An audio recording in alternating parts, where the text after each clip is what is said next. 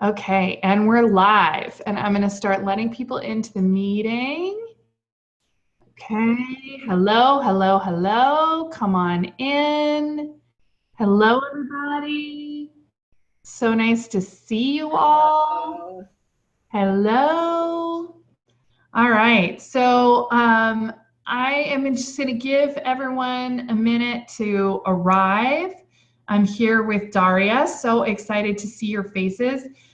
Shannon and is it Rafi? I would love to see you if you can manage it to put your cameras on so that we can all kind of be here in this space with each other.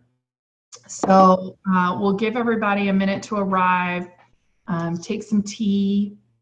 I'm recording, and so excited to be here with you, Daria. Thank you for being with us today. It's really great to have you here. Hi, Karen. It's an honor. Come on in. Thank you. And I love this transatlantic link, you know. I know. I have to say, you know, I mean, we're so lucky to have all this technology to bring us together when we have to be sheltering in place, you know, and it really has been interesting to kind of see people get used to this. I mean, I've been using this technology for years, but for people who are just getting used to it now, it's kind of great that they're seeing all that's available. Yeah. All right, so everybody, so we have a nice small group today. Oh, we have one more coming in. Hi, Mary. Hi, Mary. So, hi. Oh, and we have Suyin. Okay. So excited to have you here. It's interesting, you know, with this, the new security on Zoom, I have to admit everyone. So, okay, so for those of you who are not on camera, I'd love for you to get on camera if you can. And I'm gonna call out each one of you, and I'd just love for you to introduce yourselves. Tell us where you're dialing in from, what you do in life, and what brings you here. And then Daria's going to introduce herself. I'm going to ask some questions. You can ask your own questions. So we're going to try and keep this, you know, informal and fun. And although obviously, hello, Meaghan. Hello, Elle. So nice to see everyone here. Okay, so Sara, I want to start with you. I'm going to unmute you if you can tell us where you're calling in from and what you do, and if you have any questions for Daria today. Hi. First of all, thanks for having me, and thanks for hosting this, Allison. It's always so great to see you and such lovely things to bring people together. So thank you, Sara. It's awesome to have you here. I'm Sara Alepin. I'm the CEO of District Bliss, Photos from the Hardy, and I co-host a podcast called The Wedding Dish. And Allison actually has an episode on there if you want to check it out. So fun. It's not the same not being there in person and having rosé. I know. Basically what I do with District Bliss is I bring people together. We're a community of unapologetically ambitious entrepreneurs. And the Photos from the Hardy is mostly wedding photography, but I also do events and lifestyle. So do you have any questions for Daria today? I don't. I'm not prepared. I haven't even brushed my teeth yet. I love it. Keeping it real. Okay. All right. We have one more joining us. Hello, Naomi. Okay, so since you're next in my screen, Shannon, I'm going to unmute you and you can tell us who you are and where you're calling in from, and if you have any questions for Daria. And it's okay if you're not prepared. I'm just happy to have you here. Well, thank you. I'm Shannon. I'm calling in from New York. I'm a friend of Candice's, so she brought me on today. We work together at Brown-Forman, which is a liquor supplier. And I'm also an actor, singer, dancer, performer. Nice. That's who I am. I don't have any questions prepared, but hello to all of you, and I hope you're all well and healthy. Thank you, Shannon. Thanks so much for introducing yourself. All right, next on my screen is Karen, but for some reason, I'm not seeing your name in my thing. So can you unmute yourself, Karen? Okay, I'm gonna just, oh, yay. Okay, go ahead, Karen. Hey, sorry, it's Rachel on my client's account as usual. Oh, okay. I also am, not showered or teeth brushed yet today, just making some breakfast. So my name is Rachel, tuning in from Washington, D.C., and I have a social media company called Starlight Social, and I run a group that Allison's actually in called Feminist Founder for women entrepreneurs in the D.C. area. And I think that the biggest question I have is what does resilience look like in an entrepreneur's kind of perspective? Because I know the word itself and what it means, and I guess I'm just kind of curious to know what that looks like in the context of entrepreneurship, and then also just really what that means in this kind of, uncertain time. Yes, I have that question too, Rachel. Thank you. Thanks for introducing yourself. Okay, Rafi, you're next. I can unmute you because I've seen you here. So go ahead and tell us who you are, where you're calling from, and if you have any questions for Daria today. Good morning. My name is Rome Jackson. I am from New York. I am friends with Candice and Shannon Rafferty. We all three of us work with Brown-Forman, and I was invited by Candice. I do not have any questions right now, but I might have some later. Awesome. Well, we'll be taking questions at the end too, so no worries about that. And that was Romaine? Rome. Okay, I don't know why I had Rafi in my mind, but that's not your name, so No. about that. I have had my tea, so I have no excuses. All right, Candice, you're next. Hi, I'm Candice. So I work with Shannon and Renee. We're a great team together, and so as they mentioned, we're with Brown-Forman, and so we generally work with restaurants and bars on their beverage program, and so we are in a very interesting position, and since we're located in New York, we're in a super interesting position. And so just on the topic of resiliency and being able to bounce back, it's like I want to be able to lead with a positive attitude, but I keep finding myself getting kind of sucked down into like almost like victim thinking in a way. Yeah. That's kind of what I'm interested in. I want to be able to shift that. Excellent. Well, Daria's going to talk a little bit about that later, Candice. So we do have some coming for you. All right, Catherine, you're up next. Yes, hello, I'm Catherine Streb. I'm based in Brussels, Belgium, so I know Daria. Daria and I worked together at an international organization about 17 years ago in Belgium, and now we've reconnected, which is great. And I'm a supply chain expert for a Finnish elevator and escalator company. So my primary passion really is about women and getting women in leadership and helping women out in the corporate world. So that's why Daria and I have reconnected, and I really like just to be here and to hear all of the great discussions going on. Thank you, Catherine. Thanks so much for joining us, and I'm excited to be here too. Okay, we got one more coming in, and I have Mary next. Mary, I'll unmute you, so introduce yourself.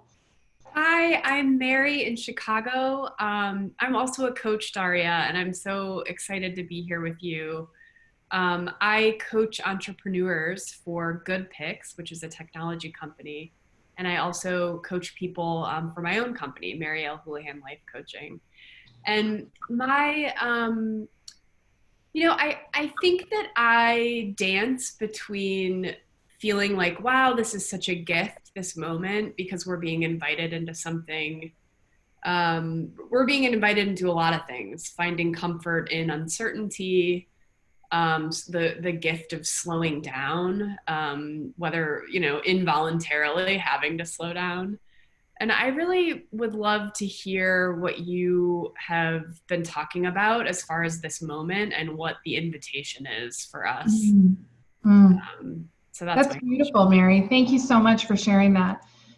Su-Yin, I've got you next, if I'm pronouncing your name correctly.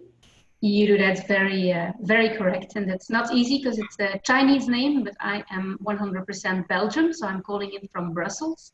Nice. I met Daria not so long ago, and she's a fantastic woman. I'm very happy to know her and to have regular chats with her on how to continue in her business. So this whole crisis we are in is, of course, a challenge, I think, for everybody. Myself, I'm leading a company called Extreme Creations. We make mainly tailor-made visual communication material. As you can see on the image behind me, we work for big festivals like Tomorrowland, etc. Which means that we are having a very big crisis in the company. Besides that, I'm also working for a business channel in Belgium, where I host and make programs, different links, mostly business related, in Dutch and in French. And I'm also a host and a moderator very often on business events. And I'm also in charge of a network, a business network, where we try to have invite interesting speakers, and I'm in charge of the interviews there. So you are a busy lady. I am quite busy, but I was a former ballet dancer, and I combined my long time ago, many kilos and many years ago, but I was used to combine my studies with a top sports career, so I'm used to combine certain things. So I guess I learned it at a very young age, and I continue. So you are literally balanced. So Su-Yin, do you have any questions for Daria today? Not specifically, and I also want to apologize in case I have to leave early, because I tried to call in, but I have some things to finish today, and I also have a call at 5:30 already. So if I'm leaving, I'm already excuse myself, but I don't have any specific questions. So all right, good to know, Su-Yin. And I know this is a difficult time for all of y'all calling in from Europe, so thanks so much for joining us at the end of your week. Elle, I've got you next. If you can tell us where you're calling from, what you do in life, and if you have any questions for Daria. Yeah, first, I apologize for my name, which is there, because I still didn't manage to fill in my proper name. It's Elmas. Okay. And, last time I was Elmo, now it's Elmas. And well, Elmas is better than Elmo, right? Yeah, so it is, indeed. So excuse me for that. I always forget it, and then I see people calling me different things with nicknames. So I call from Belgium. So I'm friends with Daria, and I wouldn't set a question yet, because I have the opportunity to actually work with her all the time and ask her anything I like. And I love that about her, that she has lots of answers, and if she doesn't have an answer, she knows where to look at. And that's a great opportunity for me, because I'm a young entrepreneur from Hamburg. I am a psychologist, founded my firm 2 years ago, and I'm trying to find my ways to serve as a psychologist to a broader way in economics, and help people not to get sick and prevent them. Well, I think we need you very, very much right now, Alma. So thank you for bringing your good energy and your service to us today. Meaghan, you're next. Hi, I'm Meaghan. I'm in Hoboken. I'm sorry, I always call you Meaghan and it's Meaghan. I apologize. No, that's okay. The spelling throws people off sometimes. So yeah, I'm in New Jersey. I actually work for Bank of New York Mellon in Manhattan. And one of the reasons I'm here, other than I love everything that Allison puts together, is I feel like as corporations, we are kind of behind in this whole quarantine thing, that entrepreneurs and small businesses actually are much more well adapted to remote working environments and in this virtual world. And so I'm here to pick up any tips and tricks that I can bring back to my team and my company that we could be doing better, and we probably should be doing better, but we're just a lot slower on the uptake here. I love that, Meaghan. Thank you so much for sharing that with us. All right, next I've got Naomi. Hi, I'm Naomi Mercer. I am a Senior Vice President for Diversity, Equity, and Inclusion with the American Bankers Association. And basically, I'm a consultant in diversity, equity, and inclusion for our member banks to help them with their programs. I don't do the internal diversity, equity, and inclusion, though I get a lot of sales pitches for stuff like that. And I'm only going to be on the call for a few minutes because I have another one coming shortly, and I don't have any questions at this time.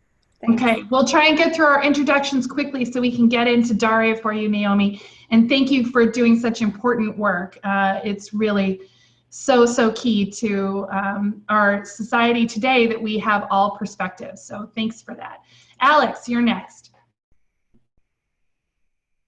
Alex? Hi, good morning. Can you hear me? Yes. Hi. Is my camera on? Can you see me? Yes. Okay. You're all good. So this is my first time joining. Hi, I'm calling from actually Tempe, Arizona. I own a makeup and beauty studio that employs 15 makeup artists here in Scottsdale. And so this whole, everything has certainly impacted us, especially as it relates to events and being a destination here. So yes. I'm joining, to just absorb as much information as possible and use this as an opportunity to take our business online. We've now shifted to, continue being a place that offers light and happiness, because this is a very heavy time for people. People are sad, and so it is important to feel good. So we started to promote virtual services, which has given us an opportunity to stay in touch with our clients in the absence of being able to touch them. But it's definitely a different environment, so I'm just here to just participate and learn and use this as an opportunity to just expand my network. So. Thank you, Alex. Thanks for joining us. All right, I've got Julian next. Please tell us who you are, where you're calling from, and what if you have any questions for Daria today. Yes, hello everyone. I'm Julian. I'm calling from Berlin. I actually have a very personal connection to Daria. We went to school together, and we only reconnected only a few weeks ago after, 20 years or so. And this meeting, I took quite a lot from this meeting and made me very interested in what Daria does. And so I took this opportunity to learn more about it. And nice. Well, thanks for being here, Julian. All right, and last but not least, we have Anita. Anita, introduce yourself, please, and let us know if you have any questions for Daria. Hello. Sorry, I'm multitasking, as many of us are. My name is Anita Shankar. I have mutual friends with Daria, so I've heard of her, and I work in global mental health. And I'm calling in from Sacramento, California. Nice. While walking my dog, so sorry for the background noise. No, that's great. That's great. And thanks for the work that you do, Anita. Okay, so I'm going to mute everybody except for Daria then, and I'm going to mute myself. So Daria, can you just tell us a little bit about your background and how you became a resiliency and women's leadership coach? Thank you so much. Thank you, Alison. Thank you, everyone. I'm really excited to be here today. And I love this transatlantic connection, which is really special. I am a resilience and leadership trainer with focus on women. And I'm also a mother of 2. And as you can see behind me, I'm a book lover. The one event, and I'd like to go back a little bit, how I came where I am today. I grew up in West Berlin and surrounded by a wall on, West Berlin, surrounded by Eastern Germany. And one day, overnight, I woke up and the wall was gone. And there were thousands of people, tens of thousands actually, coming over to my part of the city. And I just saw people dancing and laughing and crying in the streets, strangers embracing each other. And it was such an overwhelming, transformative experience. And it shaped me, and it's significant in 3 ways. I think first, it just showed me, and I felt that day, such a sense of shared humanity. It didn't matter where you came from. It didn't matter your education. It didn't matter your upbringing, your language. We were all there together. We felt such a sense of community. There were no masks. Nothing mattered apart from being there in the moment together. So this kind of shared humanity was tremendous, and it really influences my work today, because I feel, and I've seen, we're all the same. We all belong together. That was one lesson from that day that still guides me today in my work. The second thing is that anything's possible. In my wildest dreams, I would have never thought that this wall would crumble. It was crazy. We could not, it was a miracle. And seeing this and having been there on that day made me realize, yes, anything is actually possible. When people come together and they overcome their fear, which the citizens of Eastern Germany did, obviously with some other events happening previously before that, we can do anything when we come together and overcome the fear. And while the wall was still standing and the soldiers were still there and the landmines were still there, people had overcome it. The wall had lost all of its meaning. So that really shapes me. So this insight, or this learned lesson actually of the day, anything is possible when we come together and we overcome our deepest fear. Systems will change overnight. And the third one, I think it triggered my interest in, why was the wall there? How had it, what was the history of it? So the interest in history and peace and conflict studies. So I went actually to study peace and conflict studies, political sciences, and went into the field of peace building. That's how I met Catherine, actually. And I was working on refugee return and post-conflict in the Balkans, in the former Yugoslavia. And I learned a lot about resilience and leadership there, but who didn't make the headlines. I saw leadership in a different way. I saw leadership within the communities. I saw how people, the leadership of citizens, of neighbors, reaching out to those who were formerly the so-called enemy, who had hurt them, kind of rebuilding their communities, amazing leaders. So I really learned a lot about resilience and leadership while working with people who had, some of them lost everything. And it gave me very interesting insights. And so this is how I came actually moving out of doing more the practical work and using and being inspired by these grassroots leaders, starting to think of ways of giving, I guess in a way, giving back and training people working in the field. At the same time, I became very aware that I think we're meant to live in circles, but we're stuck in boxes and cubicles and in power hierarchies.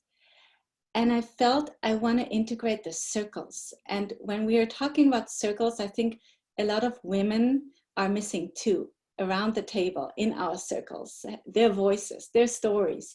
So this is something I'm trying to incorporate now. So I have been trained in the field of, a program in the United States. Actually, I've been living abroad quite a bit, moving around. I'm a trained, certified trainer for strategies for trauma awareness and resilience. And I build on my knowledge from the experiences I've had in the field, in the peace building field, working with refugees and learning from them a lot. And my training to design programs that are all about creating spaces where we can be in circles and speak our truth.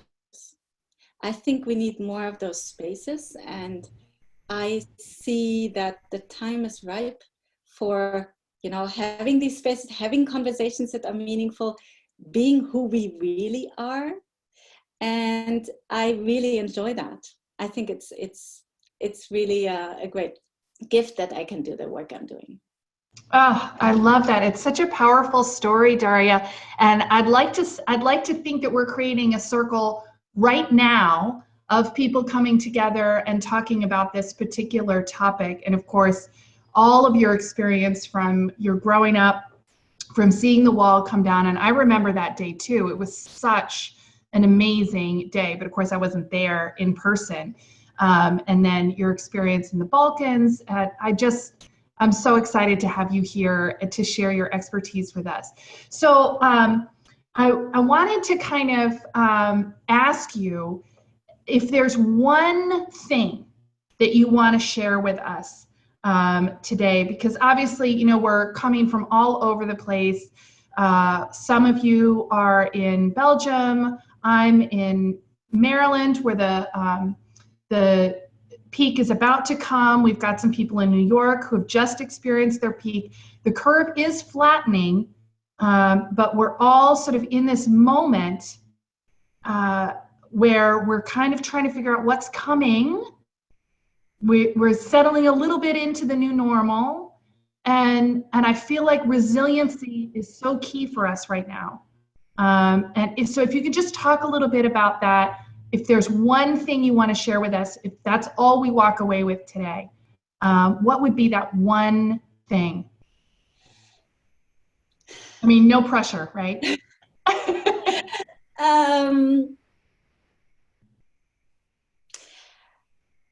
I think right now, being kind to ourselves, I think is the beginning for everything else, is the basis. When we try to find that place of whatever you call it, whether it's your inner wisdom, your inner mentor, this voice, this safe space within yourself, just being kind and self-compassionate and trusting ourselves. Everything we need is there. Everything is there already. So that I think, and perhaps not being, if I'm talking, if I feel the living room is not up to my standards, I can either do it myself or I can just let it go, because my energy, I will need to focus my energy, on those things that give me energy, instead of judging myself for perhaps being not strict enough on certain rules or certain things that need to happen around me. So I think the kindness, loving kindness, self-compassion, especially in these times, are really important. In combination, I would say, with listening to the body. I think the body can tell us so much. There's so much wisdom. So I would actually, if I can, bring these two things together, listening to the wisdom and intelligence of our bodies. I love that. I think that's such a great message. And that, if we think about that as the key to resiliency, it really is quite simple, isn't it? Then listening to the body, what it's telling you, and being kind to ourselves. Because we hear a lot about self-care and meditation and gratitude practice. And I actually do all of those things, but there's still right now this roller coaster of feelings. Yeah. And so what do we do with those feelings, Daria? And I think, thank you for mentioning that. I think these feelings, these ups and downs, are totally normal. It's just something that we all have right now, perhaps even during one day, going up and down, and just, notice and let them come and go. It's totally normal. I mean, there is not so much we can do about them. We're in a different world. It's a new, iterations of change. I think we all have these emotions. It's normal reactions. So just let's not judge ourselves. This is normal. What helps me a lot is finding and checking in with people who, who lift me up.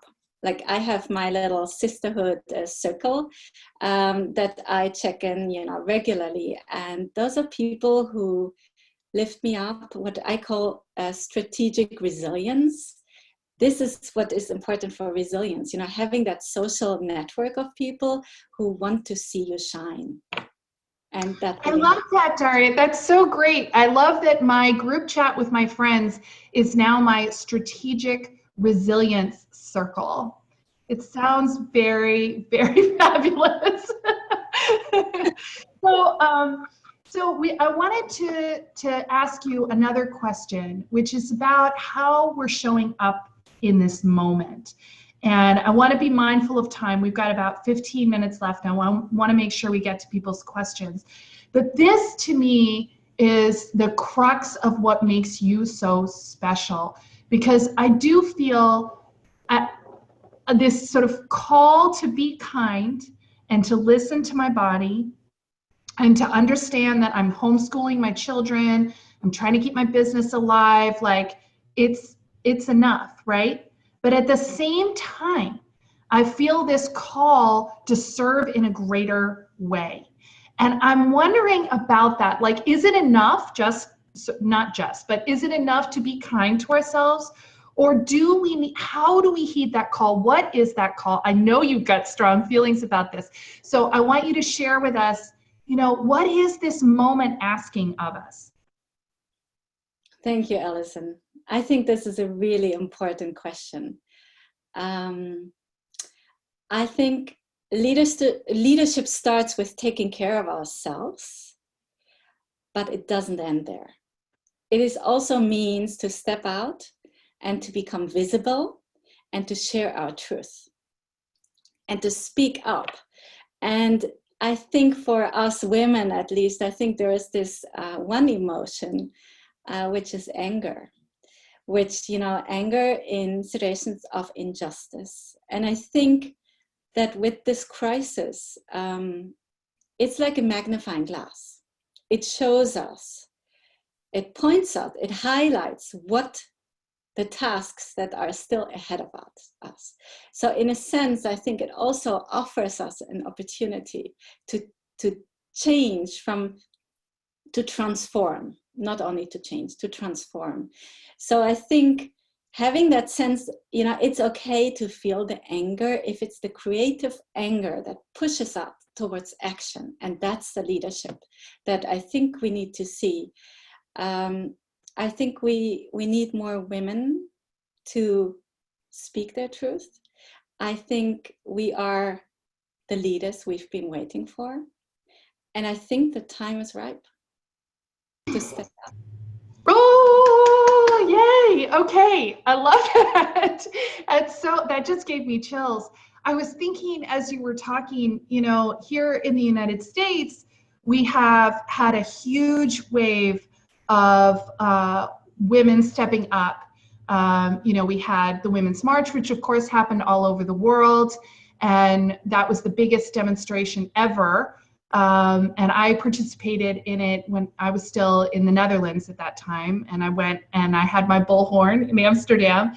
And then here in the US, then our next election, we had a lot of women stepping up as leaders who won and changed the face of Congress beautifully. So we now have lots more color and lots more women. But I love this idea that this is a magnifying glass for us to see all of the inequities in our social fabric. And of course, that's so true here in the United States. I'm curious what you're seeing where you are, because often for us Americans, we think, oh, well, the Europeans have this all figured out. You actually have a social safety net that works. But maybe there's still some things that need to be done. And I'd love for you to expand a little bit more about what you're seeing. Yeah, of course. Thank you. I think the first thing that comes to mind is violence against women. I think we see a surge in domestic violence, intimate partner violence, which is I think shocking. Again, it's there, it's always there, but I think we need to do something about it. You know, it's just we see that now with the lockdown, people, I women, keep thinking about that. children Yeah, are more vulnerable than usual. right. Again, the magnifying glass. The other thing I think is the healthcare sector and caregivers being underpaid and undervalued. I think we've always known it. It's been for like this, you know, for some time. We've had cuts and cuts and cuts, and we see now what we've done. And I think we feel it much more than we used to. And again, Yeah, I think there's a gender dimension to it too. Sorry, there's like a feeling in the body. Again, when you're talking about listening to the body, there's a feeling in the body of guilt, which I think is correct.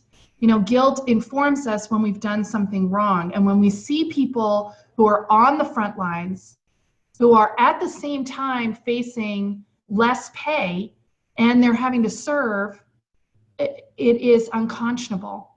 And I love this idea of this being a magnifying glass for us to see. So we think about what can we do then in this moment. Yeah. And it's thinking about, you know, does it still align with the values that we hold true? You know, when health becomes a privilege, what does that tell us? I think another sector is, you know, looking at how workplaces, how we're organizing ourselves. You know, suddenly we're all stuck at home and somehow it works. You know, what can we learn from this experience to, you know, to, instead of being present all the time, the workplace flexibility, working healthier, how can we combine having families, having a life? Doesn't that come first? And how do we fit in work? So hallelujah. I know it's amazing how it's all working right now for those of us who are lucky enough to be able to work from home, when so many people said, oh, it's not possible to do this work from home. Well, guess what? It absolutely is. Of course, there are so many things that are not possible to do from home, and we have some people on the call who are experiencing that. So then we have to figure out, you know, can you pivot, or is there a way to do this? But having this flexibility is, I hope, the silver lining that comes out of this. So I'm curious, as we're thinking about all of these things that we have this magnifying glass on, and we're listening to the body and we're being kind to ourselves at the same time, is observing it enough, Daria? Or I want to go back to that idea of anger being a galvanizing force. Well, I think what we need now is women and men who have the vision and who have an idea of what do we want to see in the world? How could it be differently? What can emerge? And I think, so we need imagination, we need the dreamers, but those who are realists at the same time to make it visible, or to make it that we can see it before our inner eye. You know, how could our society look differently? And what can we do about these things? So that, I think, is something, stepping up, finding, you know, your strategic resilience circle or your allies, and be able to imagine how it could be, because I think this is a time. I love that. And I want to just stop there and open it up to allow people to ask their questions of you, so that we can be respectful of the time that we've reserved here on people's calendars. So if you have any questions, please put them in the chat box. And you can also unmute yourself and just ask Daria anything that is coming to mind for you right now.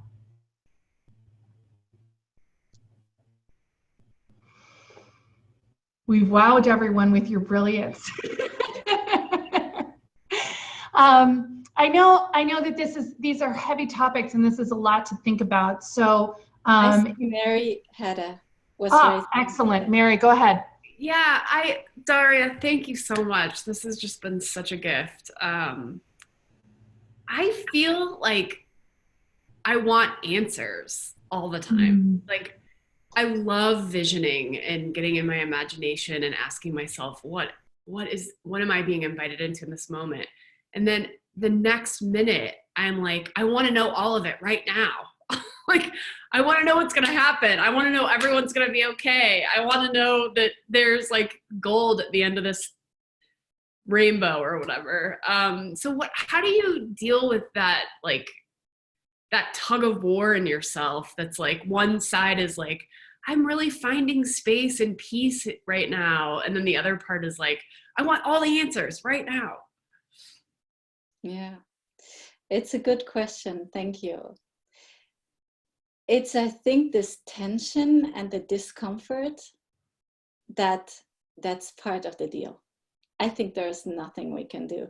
I think it's about holding that space and just trusting in the process.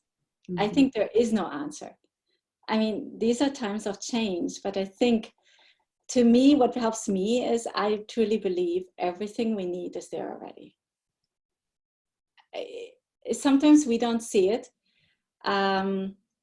We don't see and get the answers because we don't ask the right questions. And I think we have to walk through the fear and the discomfort. I'm sorry, there's no answer. Yeah. Thank you. I do think that's an answer though, Daria. I think the idea of holding space for the discomfort and experiencing the discomfort and knowing that you don't yet have the answer, but if you stay with the discomfort, the answer might appear. Does that make sense? Yeah, and I think staying true to ourselves, staying very close to ourselves, that helps me as well. You know, being in alignment with my values, that gives me the roots I need to, you know, kind of dance in the storm. Yeah. I love that phrase. That's so beautiful. So maybe unless someone else has another question or a comment, I'm wondering if just in our last couple minutes, maybe you can lead us through an exercise that will help us get those roots and dance in that storm. Is that okay with you? Is that okay with everybody? Okay. All right. So I'd like to share a very simple breathing activity. I think, you know, just sit comfortably, and you can call it the 4-2-6 breathing, which is, you know, you breathe in on 4, counting on 4, you hold for 2 counts, and you breathe out on 6. So the trick is always to breathe out longer than you breathe in. So it's very simple, and we can just do it together if you'd like to try it out. If you want to close your eyes or just be comfortable. And I will be counting, taking a deep breath. So 1, 2, 3, 4, hold, 2, 1, 2, 3, 4, 5, 6.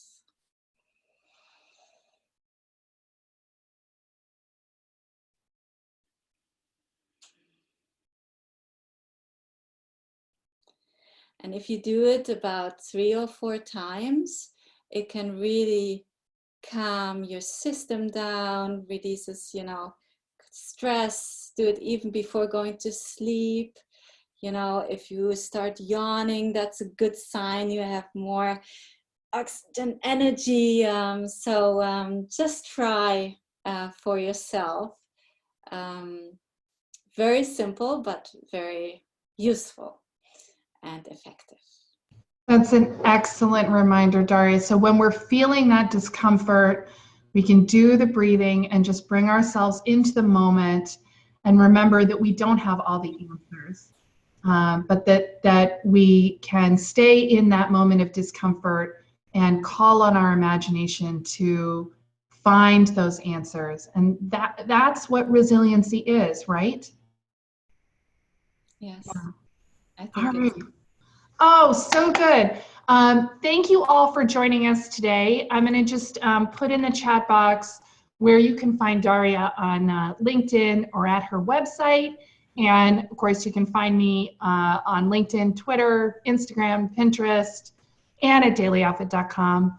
And I'll be sending everyone out the replay in case you want to watch it again. If you want to ask questions of Daria, you have her email in the Google Calendar invite as well, and me as well. So thank you so much for see you again. So if yeah. you're interested in joining some circles, women's circles on resilience, sharing leaderships, you're very welcome, and I look forward to hearing from you.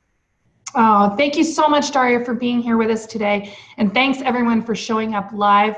I hope that this brought you some love and light and resilience, or at least some tactics thereof to go into the weekend and through this week. Thank you so much. Thank you very much for being here. Take Bye, care. everybody. Thank you. You're welcome.